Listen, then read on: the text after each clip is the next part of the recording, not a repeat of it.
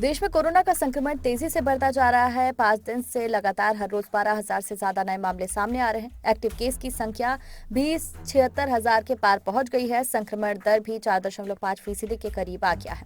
Corona की नई लहर की सबसे ज्यादा मार महाराष्ट्र, केरल और दिल्ली में पड़ रही है। देश के नए मामलों में से 70% मामले इन्हीं 3 राज्यों से हैं। लेकिन कोरोना के नए मामलों में तेजी आने की वजह क्या है? तो इसकी वजह ओमिक्रॉन और उसके सब वेरिएंट है। Indian SARS-CoV-2 genome sequencing consortium ने जुड़े सूत्रों ने न्यूज एजेंसी को बताया कि इस समय देश में ओमिक्रॉन और उसके सब वेरिएंट BA.2 और BA.2.38 की वजह से संक्रमण बढ़ रहा है। देश के 85% मामलों में BA.2 और 33% मामलों में BA.2.38 मिल रहा है। वहीं 10% से भी कम मामलों में BA.4 और BA.5 की पुष्टि हुई।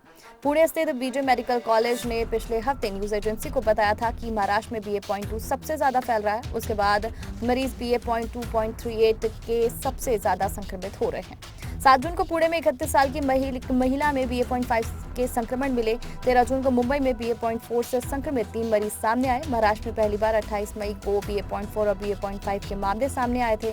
तब 4 मरीजों में BA.4 और 3 में BA.5 की पुष्टि हुई थी। कितनी चिंता, कितनी राहत की बात। ओमिक्रॉन के BA.2 सब वेरिएंट से ही भारत में तीसरी लहर आई थी। इसके बाकी तीनों सब वेरिएंट BA.2.38, BA.4 और BA.5 को BA.2 से ज्यादा संक्रामक माना जाता है। चिंता की बात यह भी है कि अगर आप BA.2 से संक्रमित हो चुके हैं तो यह सब वेरिएंट आपको फिर से संक्रमित कर सकता है।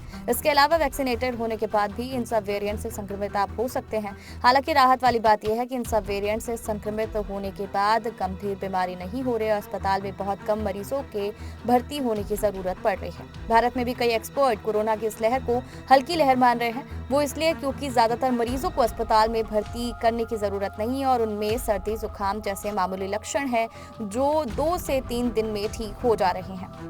कोरोना और वैक्सीनेशन से जुड़ी जानकारी से अपडेट रहने के लिए हमारे चैनल को सब्सक्राइब कर लीजिए।